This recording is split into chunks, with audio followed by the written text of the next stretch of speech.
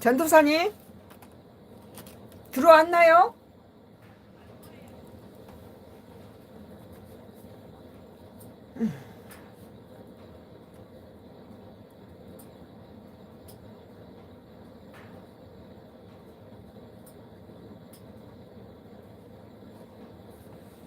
예, 오늘 어떤 간증 4446번에 설교를 시작하기 전에 요즘 어떤 간증을 비롯해서 썬가 크로스의 많은 정치라든지 이런 뭐 음식 프로나 다른 프로들마다 다 사탕 기업인 Y 기업의 장회장의 하수인들이 와서 내 글을 뭉개고 중간에 끊어버리고 악플을 달고 말이 통하지 않도록 하고 업로드라든지 피드를 막고 있습니다. 그리고 알림 그것도 꺼버리고 많은 사람들이 항의를 하고 있는데 와서는 특히 간증에서도 상당히 많은 피해를 주고 있습니다.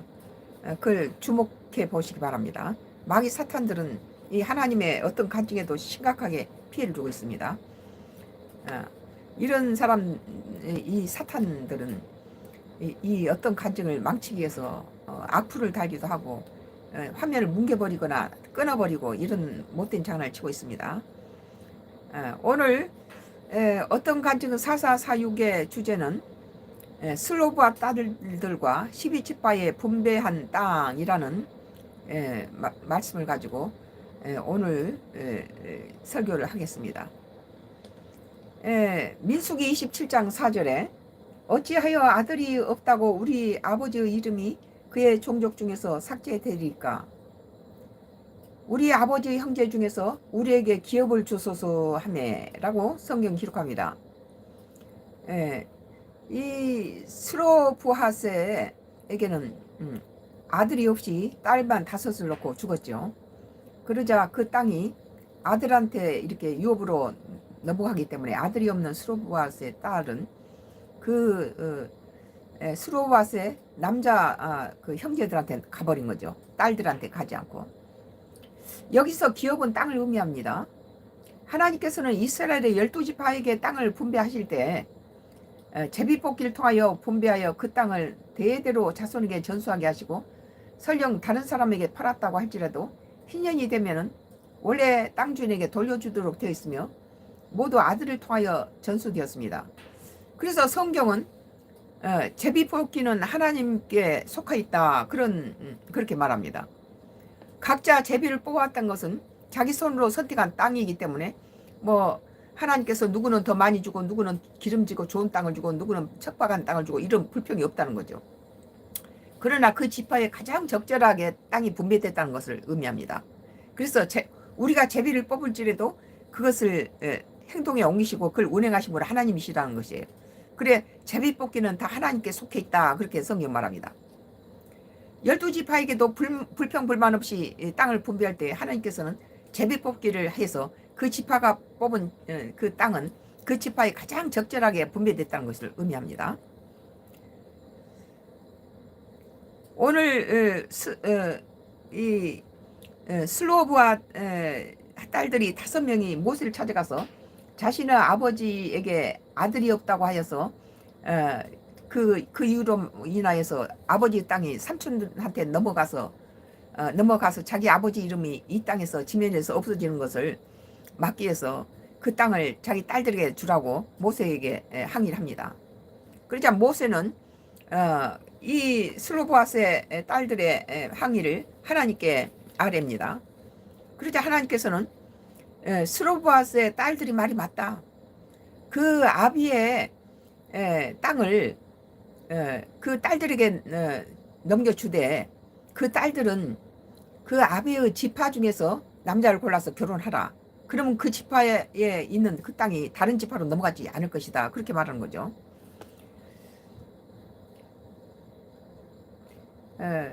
하나님께서 딸들의 말이 옳으니 딸들에게 아비의 땅이 다른 지파에 넘어가는 걸 막기 위해서 아버지 지파 중에 남편을 골라서 결혼한 것을 지시한 것이죠. 민수기 27장 7절에 슬로브와 딸들의 말이 옳으니 너는 반드시 그들의 아버지 형제 중에서 그들에게 기업을 주어 받게 하되 그들의 아버지의 기업을 그들에게 돌릴지니라 라고 기록합니다. 이는 하나님께서 분배한 12지파의 땅의 자손 대대로 물려지도록 하기 위함을 우리는 알 수 있습니다. 땅을 함부로 다른 지파에 넘어가지 않도록 그 지파에 가장 알맞게 적절한 땅을 줬다는 것을 의미하죠. 모든 땅의 분배가 하나님의 뜻이 있었다는 것입니다. 오늘날 중동 지방은 아브라함의 본처인 사라에게서 태어난 이삭과 사라의 여종 애굽 여인 하갈에서 태어난 이스마엘의 전쟁으로 시끄럽습니다. 여기에서도 성경에서 지적한 것이 그대로 지금 현실로 이루어지고 있기 때문에 우리 그리스도인들은 성경이 바로 현실에서 이루어지고 있는 것을 목격하게 됩니다. 하나님께서는 아브라함에게 사라의 몸에서 태어난 아들이 저 하늘의 무별만큼 저 바다의 모래알만큼 많은 민족을 이루리라 그러고 말씀하십니다. 그리고 사라가 아이들을 낳거든 이삭이라고 이름을 지으라고 이름까지 알려주시죠. 그때 장막 뒤에서 사라가 웃습니다. 그때 당시에 사라 나이가 70인데 70 먹은 노인한테서 경수가 이미 다 끝나서 여자 구실을 할 수 없고 출산을 할 수 없는 그런 그런 나이가 됐는데 어떻게 아들을 낳을 것인가 하고 속으로 웃죠. 그러니까 하나님께서 책망하십니다. 그러니까 아니요, 저는 웃지 않았습니다. 그렇게 하죠. 성경에서. 너는 웃었느니라, 분명히 웃었느니라 그러죠. 사라는 이미 경수가 다 끝나버리는데 출산할 수 있는 할 수 없는 경수가 다 끝나버린 나이에는 아이를 낳을 수 없죠. 여자들은 70 나이 어떻게 아이를 낳습니까? 그래서 참 그 경수가 끝난 사라가 웃자 하나님께서 노하십니다. 사라는 80이 넘도록 아이가 없자 하나님이 주시겠다는 아들이 80이 넘어도 없자 사라는 그 아브라함의 대를 이을 아들이 필요한데 자기 몸에서 하나님께서 아들을 주시겠다고 했지만 그걸 믿지 않았다는 거죠. 믿음이 한 80까지 기다려봐도 아들이 없으니까 자기 몸종으로 데리고 있던 애굽 여인 하갈을 남편의 첩으로 주면서 아들 낳도록 남편의 첩으로 줍니다. 이 애굽 여인의 여기서 사라는 큰 인류의 큰 실수를 하는 거죠. 지금 중동 전쟁의 원인이 바로 여기서 시작됩니다. 하나님께서는 아브라함에게 본토 친척 아비집을 떠나라 했을 때는 그 사람들이 자기 아버지와 친척과 형제가 있는 그 땅을 떠난다는 건 상당히 큰 결심을 해야 되죠. 더군다나 그 당시 팔레스타인 그 지역은 전부 뭐 시족 사이처럼 다 모여서 살던 그런 그 지역에서 다 세력을 키우면서 살고 있는데 본토 친척 아비집을 떠나라 하면서 아브라함은 갈 바를 알지 못한 채 떠났다고 합니다. 갈 바를 알지 못한 채 떠났다는 것은 목적지도 없이 그냥 하나님이 본토 친척 아비집을 떠나라 하니까 어디로 갈지 갈 바를 알지 못하고 그냥 떠났다는 거예요. 무작정. 그것은 하나님은 그 뜻은 그 본토 친척 아비집은 우상을 섬기고 막 음란이 극에 달하고 뭐 우상한테 절하고 이런 것에서부터 아브라함을 건져서 하나님의 그 백성을 만들기 위해서 그 음란스럽고 이런 우상 다른 이방신을 믿는 그 부모 친척 아비집을 떠나게 한 것입니다. 그런데 사라는 바로 하나님의 뜻에 어긋난 짓을 하고 있죠. 이는 하나님께서 아브라함에게 본토 친척 아비집을 떠나라 하실 때 우상을 믿고 음란하게 신을 섬기고 우상을 섬기는 절하고 그 우루 지방을 떠난 원인은 이방을 신을 믿고 하나님을 저버릴 것에 대한 염려 때문이었습니다. 사라는 큰 범죄 저질렀죠. 사라의 몸종 애굽 여인 하갈은 우상을 섬기는 이방 여인입니다. 애굽의 신들이 더 우상을 아주 엄청나게 섬기는 나라 아니에요. 애굽이. 하나님의 일부 일처제도 위반됩니다. 하나님께서는 너 안에 사라 몸에서 낳은 아이가 유업을 받을 것이다. 그리고 저 하늘의 목별과 저 바다의 모래알처럼 많은 민족을 이루리라 그렇게 약속을 했는데 사라가 바로 그 울두 갈그 우루 지방을 떠난 본토 친척 아비집을 갈대아 우루를 떠난 목적에서도 위반되죠. 거기서 떠났더니 다시 애굽 여인 하가를 갖다 처벌해 줬으니 이건 정말 하나님 뜻에 배반하는 거죠, 이게. 그리고 하나님의 뜻인 일부 일처져 있어도 이건 배반하는 행동이에요. 하나님께서는 아브라함을 본토 친척 아비집도 떠나게 한 것에 정위배되는 것이죠. 우상을 섬기는 애굽 여인 하가를 남편에게 보내어 아들을 낳자 하나님께서는 그 아들을 이스마엘이라고 이름 지으랍니다. 그러나 이스마엘은 유업을 받지 못할 것이며 사라 몸에서 태어난 자만이 하나님의 유업을 받을 것이다 라고 합니다. 그 애굽 여인 하갈이 낳은 것은 정통적인 하나님의 택한 백성이 아니란 거죠. 사라 나이 90세, 아브라함 나이 100세에서 하나님께서 약속하신 아들을 드디어 낳습니다. 100세에 낳죠. 오늘날 중동 전쟁은 성경을 읽는 것처럼 훤히 보이고 아주 흥미롭습니다. 이스라엘 총리의 이름은 베냐민 네타나후입니다.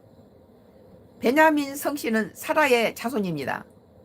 사라가 낳은 아들 이삭이 아들 둘 에서와 야곱을 낳습니다. 그런데 야곱의 12아들 중에서 그 라헬이 낳은 야곱의 아들 요셉과 베냐민 중에 마지막 막내 아들이 베냐민이에요. 베냐민 지파가 되죠. 그러니까 지금 이스라엘 총리 이름 베냐민 네타냐후는 야곱의 막내 아들 베냐민의 지파란 거죠. 그 베냐민 후손이에요. 그러니까는 사라의 자손입니다. 이스라엘 총리 베냐민 네타냐후가 바로 그 성씨가 야곱의 12아들 중 가장 막내 아들 베냐민의 자손이라는 것이죠. 그러나 어떻게 꼬이는가 한번 보세요. 그리고 얼마 전에 이스라엘 베냐민 네타냐후가 암살시킨 하마스 새 지도자의 이름은 이스마엘 하니에입니다. 그러면 방금 우리가 뭘 얘기했습니까? 하갈이 사라의 몸종 애굽 여인 하갈이 낳은 아들을 하나님께서는 이스마엘이라고 이름을 지었어요. 그런데 지금 이번에 네타냐후 베냐민 네타냐후 이스라엘 총리가 암살시켜서 죽인 하마스의 지도자 이름은 바로 이스마엘 성을 이어받는 이스마엘 하니에예요. 그러니까 결국은 사라와 하갈의 자손들이 싸움이에요. 아브라함의 아버지는 아브라함인데 사라하고 하갈의 자식들의 싸움이란 거죠. 결국 사라와 하갈이 낳은 아들들 아브라함의 같은 씨앗으로 중동 전쟁의 중심에 있습니다. 사라가 하나님을 불신하여 저지른 애굽 여인 하갈이 남편의 아브라함에게 처벌을 주어서 이방 여인으로부터 아들을 낳은 후에 사라가 아들 이삭을 낳자 첩의 아들 이스마엘이 사라의 아들을 희롱하다가 사라는 하갈과 이스마엘을 쫓아내버립니다. 그 집에서 쫓아내버려요. 너는 유업을 얻지 못하리니 하나님께서는 내가 낳은 적자 이 아이들과 통해서 하나님의 유업을 받을 것이다. 그래서 이 성경적인 부분들이 많이 우리 일반 예수를 믿지 않는 사람들 일반 가정에도 많이 성경적인 것들이 이어지는 걸 많이 볼 수 있어요. 성경에서 이랬는데 일반 다른 가정에서도 예전에는 뭐 땅이라든지 이런 재산 전부 아들한테 장남이 다 물려받거나 아들들한테 분배됐어요. 그리고 첩의 자식이 그렇게 자식으로 인정을 받지 못했죠. 그래서 참 아들이지만 아들이라고 이름 부르지 못한다고 그런 묵기가 있잖아요. 홍길동이가 그러죠. 아비를 아비라고 부르지 못하는 거. 그것이 첩에서 낳은 자식을 인정하지 않았다는 거죠. 적자 본분에서 낳은 자식만이 유업을 받을 수 있다. 이것은 성경적인 거예요. 그리고 이스라엘이 애굽의 종살이에서 400년 종살이에서 거기 나올 때 애굽이 이스라엘 백성을 430년 동안을 붙들고 노예처럼 종으로 부리다가 이걸 이제 모세가 하나님 뜻에 맞춰서 해방시키려고 노예를 풀어주려고 할 때 바로는 공짜로 부리는 노예가 해방을 시키는 건 말이 안 되죠. 그러니까 10가지 재앙을 줄 때까지 절대 이스라엘 그 백성을 노예로 부리고 저기 풀어주는 것을 반대하다가 마지막에 하나님께서는 이스라엘의 첫 출생들은 전부 사람에서부터 짐승에 이르까지 전부 죽여버리죠. 그래서 초태생들은 전부 죽이는데 그 대신에 이스라엘 네 백성들은 그 재앙이 너희들을 넘어갈 것인가? 오늘 어린 양을 잡아가지고 그 피를 가지고 문설주에 발라라. 그러면 그 재앙이 문설주에 피가 발라진 어린 양의 피가 발라진 데는 전부 넘어가고 나머지 애국은 사람 전부 죽일 것이다. 그러죠. 그러니까 이스라엘 백성은 하나님 말씀대로 그날 어린 양을 잡아서 다 나눠 먹고 그 피를 가지고 문설주에 다 발라요. 그런데 이 이스라엘 백성들은 한 사람도 장자가 초태생 장자가 죽지 않았는데 애굽의 모든 장자는 왕실에서부터 종의 자식까지 전부 짐승의 초태생까지 다 죽였어요. 그러니까 이제 그때서야 애굽 바로는 빨리 보기 싫으니까 빨리 도망가라 그러죠. 근데 오늘날에도 뭐 팥죽을 동지 팥죽을 써서 빨간 팥죽이 피처럼 보이잖아요. 어린 양처럼. 그 빨간 팥죽을 어린 양 대신에 문설주에다 발라요. 문지방에 어린 씨를 놔도 우리 집에 팥죽을 쓰면은 그것을 문 기둥에다 이렇게 부어서 바르는 걸 봤어요. 이것이 우리나라의 유교적인 가정에서도 그 성경적인 그런 부분이 그대로 이어진 걸 봤어요. 어린 양의 피를 문설주에 바르면 저주나 재앙이 넘어간다. 이제 그렇게 생각하고 성경적인 이 말씀이 일반 가정에서도 많이 각 세계 여러 나라에 기독교 나라가 아닌 나라에도 많이 퍼져 있었다는 거죠. 그래서 이제 이스라엘의 총리 베냐민 네타냐후는 땅을 좋아하는 부동산업자 트럼프에게 이번에 가자 지구 땅을 준다고 신문에 보도됐죠. 트럼프는 전쟁의 폐허로 가자 지구를 트럼프는 그걸 관광지로 만들겠다고 말하며 그곳 거주민을 에집트나 아프리카에 이주시키겠다고 합니다. 근데 이건 하나님이 성경적이지 않다는 거예요. 팔레스타인 및 중동 여러 국가들은 이스라엘 12지파에 속하거나 애국과 같은 아랍권 문화에 속하거나 이스라엘과 하마스처럼 같은 아버지 배다른 어미 출생 또는 12지파의 분배한 땅들을 소유하고 있어서 타지방의 땅의 소유 개념과는 전혀 다르다는 거예요. 아까 슬로브아트의 딸들이 하나님께서는 그 땅을 네 아비 땅을 차지하려면 네 아비 지파의 남자하고 결혼해라. 그래야 그 지파의 땅이 다른 데로 넘어가지 않는다. 그렇게 하나님 말씀하신 건 땅이 다른 지파에 넘어가는 걸 원치 않는다는 거예요. 절대 용인할 수 없다는 거죠. 근데 베냐민 네타냐후가 바로 가자 지구를 가지고 미국한테 주는데 미국은 그것을 이스라엘이라든지 이렇게 가자 지구의 주민들 위해서 쓰는 게 아니라 그 사람들 다 인종 청소를 한다 그러죠. 다 쫓아내버리고 거기에다가 뭐 관광지 그런 걸 만들겠다는 거예요. 그러니까 우리 성경을 알고 이걸 깊이 영적으로 열린 사람들은 상당히 그걸 염려스럽게 보게 되죠.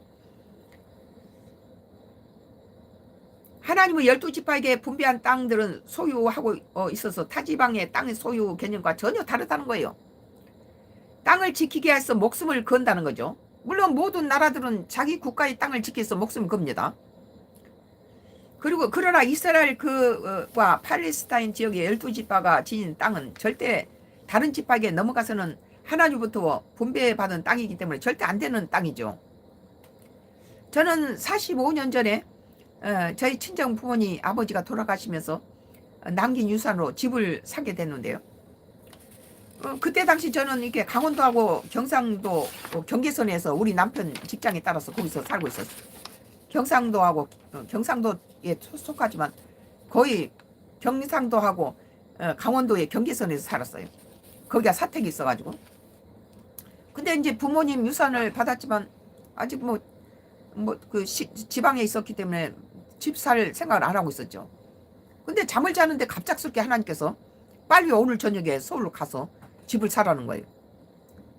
그러니까 잠자다 말고 빨리 지금 그 지역에서는 하루에 한 번씩 서울로 가는 차가 있는데 밤에 가려면 잠을 자고 가야 되지 않겠어요? 그러니까 침대칸을 빨리 끊으라고. 그래가지고는 우리 남편이 이제 침대칸을 하나 끊어가지고 밤에 캄캄한 밤 12시에 출발했어요. 그 침대칸 타고. 그리고 그 다음날 서울 도착해가지고 일주일 한 5일 만에 집을 계약하고 내려왔어요. 하나님께서 갑자기 저기 집을 계약하라고. 그래서 방배동에다가 그때 당시는 이 강남이란 것이 방배동하고 이 반포밖에 없었어요. 45년 전이니까 뭐 서초고도 개발되지 않고 그냥 꽃가게만 있고 그럴 때예요. 그러니까 그때 뭐 강남이라 해봤자 반포하고 방배동 그리고 압구정 정도만 있었지 뭐 청담 이런 거 생기지 서초는 생기지도 않을 때예요. 그런데 5일 만에 계약을 하고 집에 돌아왔는데 한 열흘 되니까 그 계약한 집주인한테서 전화가 왔어요. 집을 해약하자는 거예요. 땅이 너무 뛰어갖고 도저히 저기 나한테 못 팔겠다고 계약금 2배를 주겠다는 거예요.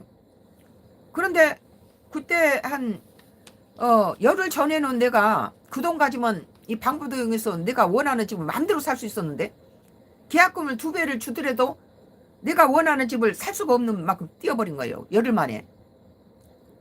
그래서 그때 당시는 내가 이 집 말고 새 집을 골라서 마음대로 그 셋 중에서 그 중에서 내가 셋 중에서 골라서 이 집을 선택했는데 지금은 다른 집들이 다 뛰어서 이 집 살 수가 없다.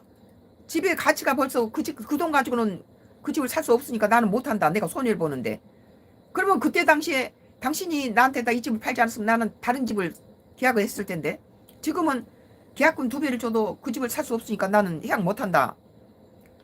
그럼 그것에 손해본 분을 당신이 나한테다가 부담시켜라. 그러니까 집주인이 계약을 못하더라고요. 그때 열흘 전에는 그 돈 가지고 내가 집을 3개를 골라놓고 마지막에 이 집을 계약했는데 그때 당시는 그 돈 가지면 방배동에 아무거나 좋은 집을 살 수 있었는데 지금은 그 돈 가지면 열흘 만에 살 수가 없게 돼버린 거예요. 근데 하나님께서는 나한테다가 밤에 잠자는데 빨리 서울 가서 집을 계약하라는 거예요. 그러니까 우리 남편이 캄캄한 밤에 여자 보낼 수 없으니까 이제 침대칸을 이렇게 차를 기차 하루에 한 번만 그 지역은 서울로 가는 기차가 있는데 그거 침대칸을 뭐 석탄 떼고 아주 엉망진창인 차인데 침대칸 하나 거기가 있었어요. 그러니까 침대칸을 예약을 해가지고 도착해가지고 5일 만에 집을 보다가는 거기서 계약하고 내려왔더니 열흘 만에 2배 줄 테니까 계약하자고. 그런데 그 돈 가지고는 이제 살 수 없게 뛰어버린 거다. 나는 계약 못한다. 그래갖고 그 집을 샀는데 지금 생각해보니까 그것은 하나님이 인도하심이 집이었던 거예요.